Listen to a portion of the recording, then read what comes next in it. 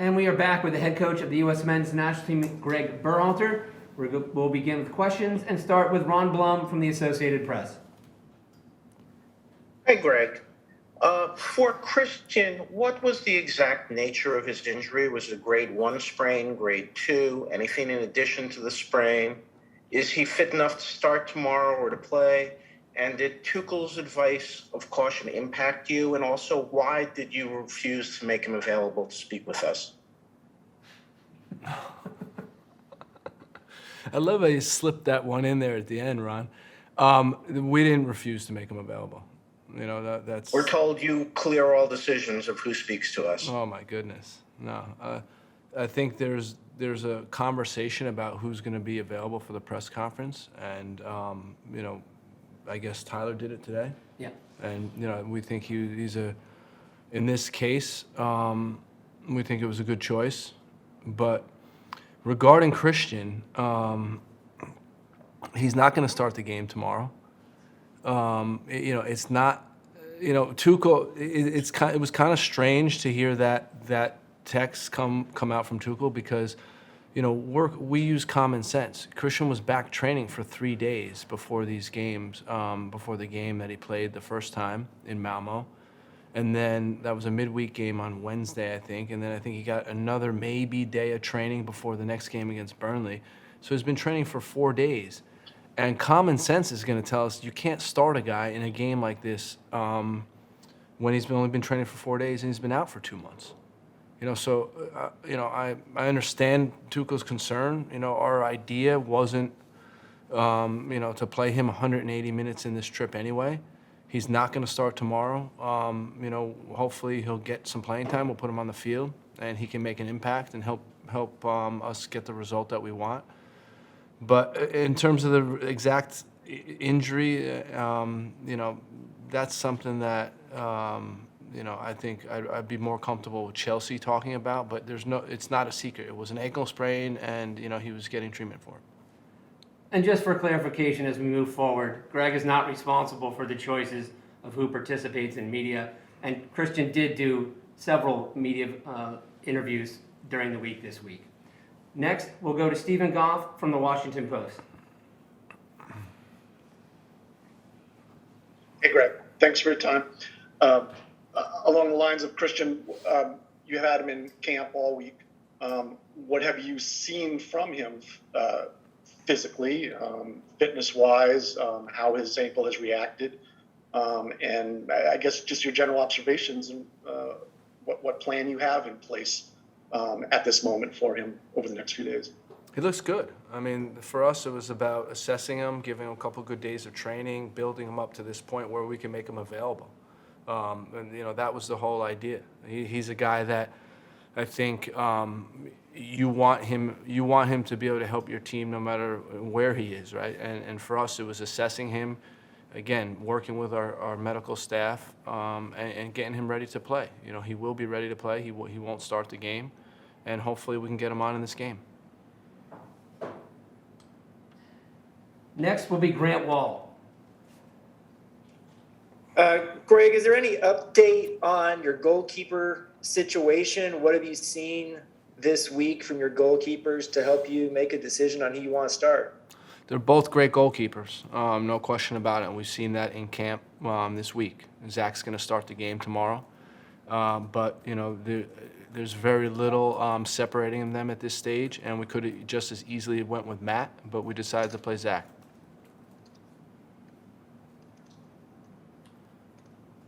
Next will be Henry Bushnell from Yahoo. Yeah, Greg, a bit of a different question. You've obviously followed this rivalry over the years. Have you given any thought to the fact that with the World Cup being hosted here next cycle and qualification formats changing, that tomorrow and the game in March could kind of be the last U.S.-Mexico qualifiers of their kind and of an era? And if so, does that, you know, stir any thoughts or emotions for you? Yeah, Henry, you know, this narrative has been discussed and been talked about, and I hear what you're saying. You know, it is, you know, it could potentially change. And when I think about the rivalry over the years and the impact of these games and what they've meant to our fans and Mexican fans and the rivalry and how the rivalry has grown, it's been great. I've been asked, is it going to change? Will the rivalry change? And I don't think it will. We may not be able to play qualifiers of this magnitude, World Cup qualifiers, but we'll see them down the road in a lot of meaningful games. And the rivalry is always going to be intense. That's what it is. We're both fighting to be top of our region. And when you have, two teams like this going at each other, there's always going to be heat. Next will be Doug McIntyre from Fox. Thanks, Michael. Hi, Greg. Putting aside the rivalry for a second, how pivotal is this game in terms of the standings and just momentum-wise? I mean, it marked the halfway point of the octagonal, and you've got some really tough games next year, particularly on the road against Mexico, Costa Rica, Canada. Thanks, Greg. Good luck tomorrow. Thanks, Doug. I think, or I know, all these games have the same value. You can get 3 points in each of these games, and at the end of 14 games, you want to be in top 3 in the standings. So, our intention is to win the game. That's what we're going to be playing for. We want to win all our home games. We know we're going to have a fantastic crowd tomorrow. We know the stadium's going to be erupting, and we want to win the game. I think I would give you the same message no matter who we're playing. That we're focused on winning. So, I'm not looking, Doug, down the road. I'm looking at tomorrow's game only, and it's a game that we want to win. Next will be Brian Strauss from Sports Illustrated. Thanks, Greg. Thanks, Michael. Greg, if you want to give us the rest of your starting 11, since you've got 2 already, that would be cool. What 2 did I give you? I gave you 1, Brian. Oh, Zach and not Christian. You're right. You gave me 1. You're right. Not Christian. Okay. All right, you win, I lose. Okay, my real question. Mexico had the upper hand in this rivalry for a while, and then you guys kind of knocked them back this summer. So if you're the coach of that team, how do you respond when the other team kind of punches you in the mouth? Do you double down on what you do out of pride or out of habit, or do you change things up? Are you expecting something different from Mexico tomorrow after the last 2 results? Their coach has coached at Barcelona, has coached Argentina, has coached Mexico. He's a world-class coach, and I can't even begin to try to speak on his behalf. So I can't answer that question, Brian. Next will be Jeff Carlisle from ESPN FC. Thanks, Michael. Hi, Greg. You've spoken about how young this team is, or at least some of the elements of the team. How important is experience when it comes to a game like tomorrow? And how do you think your group has learned, or how well do you think they've learned lessons from the World Cup qualifiers so far? Well, we're not going to be able to make up for Mexico's experience. We know that. That one's done. They'll have an average age of something like 29 years old. We'll be somewhere closer to 22, 23 years old. That's just how it's going to be. What we tried to do is give these guys the experience over the last couple of years. We've played Mexico 4 times in the last 2 years, and we've learned from that game. And it's important that we're taking all those lessons on board as we prepare for tomorrow night. If we want respect as a team, and we do, we're going to have to earn it, because it's not going to be given to us, and we're going to have to go out on the field and earn it through our play. Next will be Sam Stejskal. Thank you, Michael. Thank you, Greg. Hope you're doing well. As Jeff just mentioned, this is a young group, vast majority of them in their first qualifier against Mexico. How do you think they feel about this rivalry? And do you think their perception of the rivalry is any different than what it was for you and your teammates back when you were playing in it? I don't. Well, their perception, I know, is an intense rivalry. I think everybody knows what this game is about. When you play in front of filled-up stadiums at your home, and it's 95% Mexican fans, you learn really quickly what this rivalry is about. When you see the passion on the field, but how both teams compete against each other, you know what the rivalry is about. So for us, despite being a young group, we know exactly what this is about. When you hear things, coming out from their camp that we want to be them, we're looking at some mirror that's Mexico and we want to see ourselves or something like that. Like, it shows that we have a long way to go to get the respect of Mexico. And the 2 victories in the summer, I guess, didn't do a lot to get that, and we're going to have to do it tomorrow by our play on the field. Next will be Emily Olson from USA Today.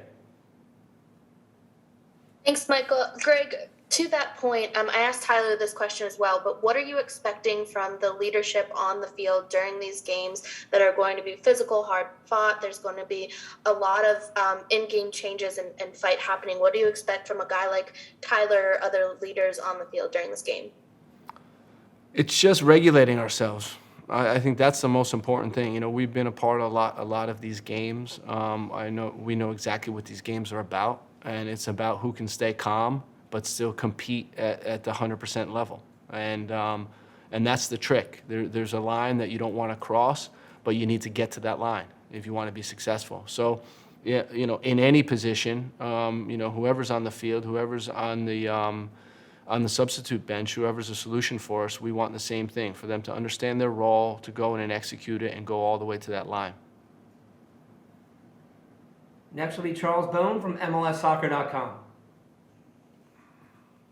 Hi, Greg. I start this question knowing that you've had successes with your dual national recruiting, including Ricardo, who's a huge get for you and has performed really well. So I want to acknowledge at the start, but we had great reporting from Henry Bushnell about the lengths you guys have gone to create a home field advantage and make sure that there's as few Mexican fans as possible in the stadium tomorrow, which I understand the competitive benefits of that.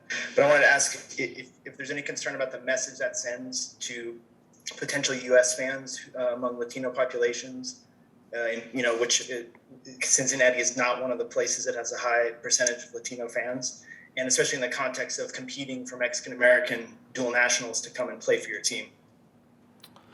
You know,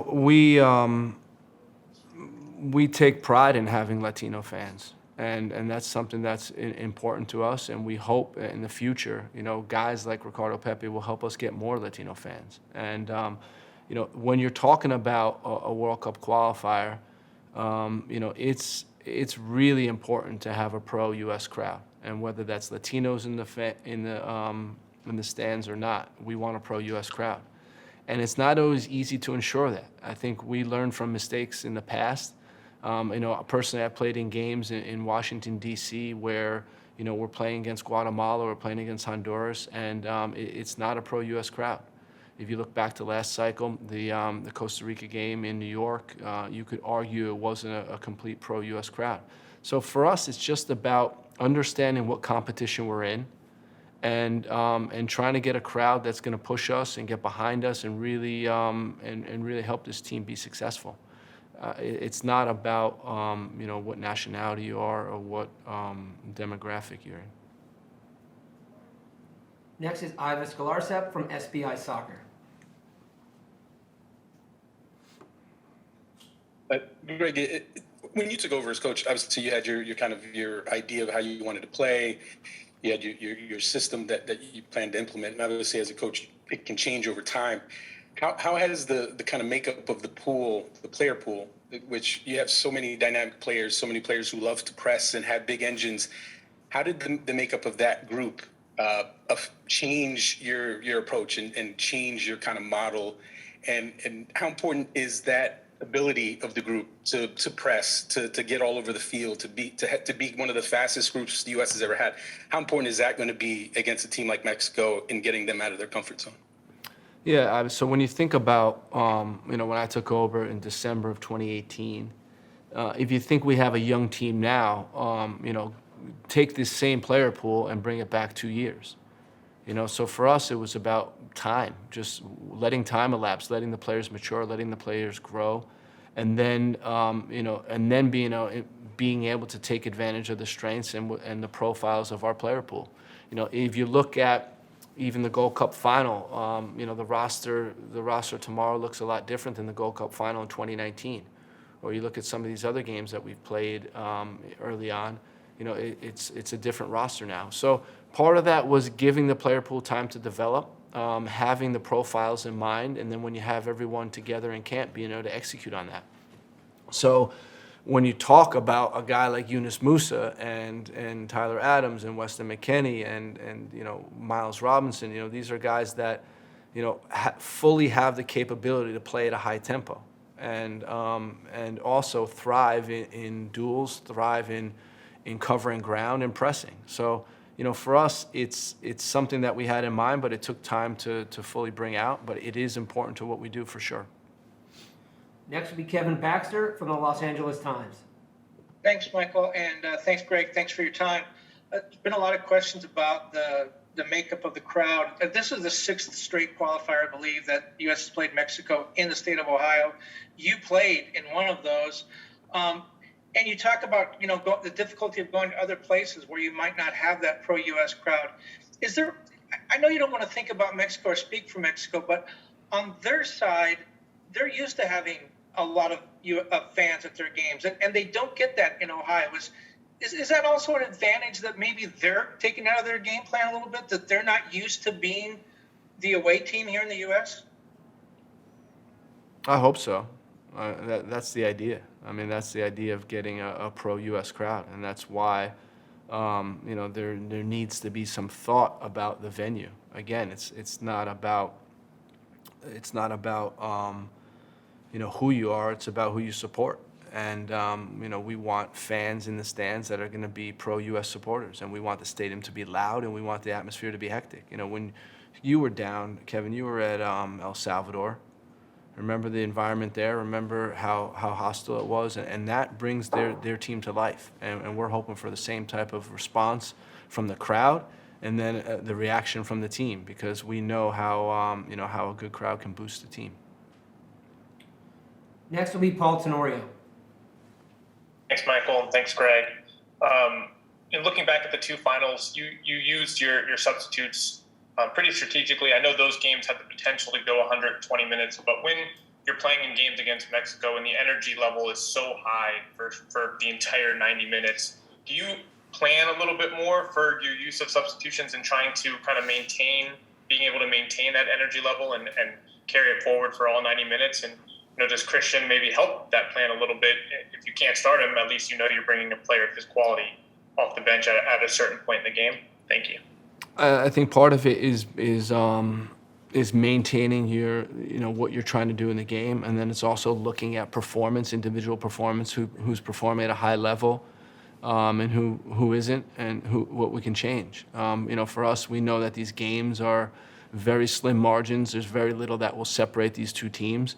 And we have to be on it. We have to have guys that are playing at their best, both physically, tactically, and mentally. So for us, it's we do think about what players we're going to need to substitute to maintain that physical level for sure.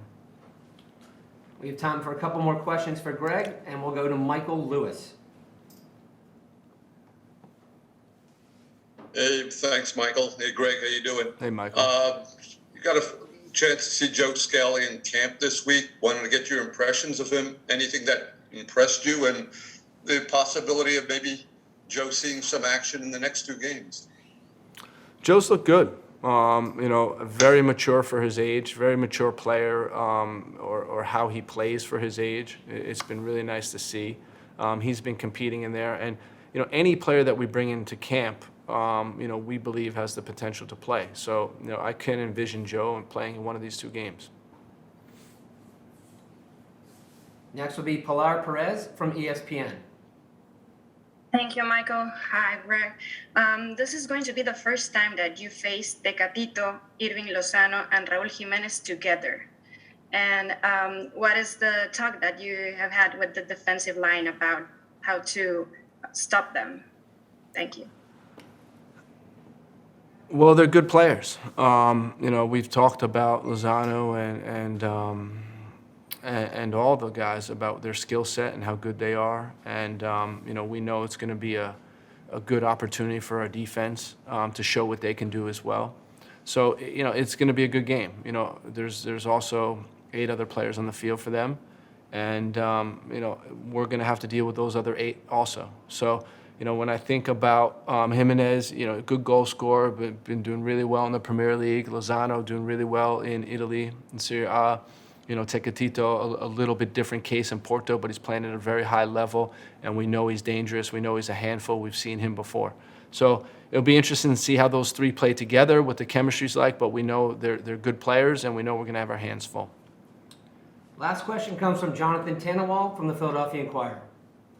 Thanks. Michael, Greg, it goes back to what you were discussing a few minutes ago about knowing how the World Cup qualifying system is going to change after this cycle. There will be the Nations League, as we talked about. There'll be the Gold Cup, but historically, this has been the biggest U.S.-Mexico game of all. And a lot of times when it happens, in terms of the hype, in terms of the talent on the field, etc. Do you think that, at least for right now, it still is? I think given what's on the line, a ticket to the World Cup, it just remains a massive fixture. I know it's, as a fan, I know it's a date that U.S. soccer fans put down on their calendar, and they can't wait for it. It's a celebration for our fans. There's been, we've had a lot of conversation on this conference about, the venue and about the crowd and so fast, but for true U.S. soccer fans, again, no matter what demographic you are, this is the date you're circling, and you can't wait to get in the stadium and see this game because you can get behind your team against their biggest rival with the World Cup on the line. So I think it's a great moment for our team. It's a great moment for fans, and we're really looking forward to Friday. USA-Mexico presented by Allstate at TQL Stadium in Cincinnati on Friday, November 12th. 9 p.m. Eastern Time on ESPN2, ESPN Plus, Univision, and TUDN. Thanks, Greg. Thank you all for joining us, and we'll see you tomorrow. Thank you.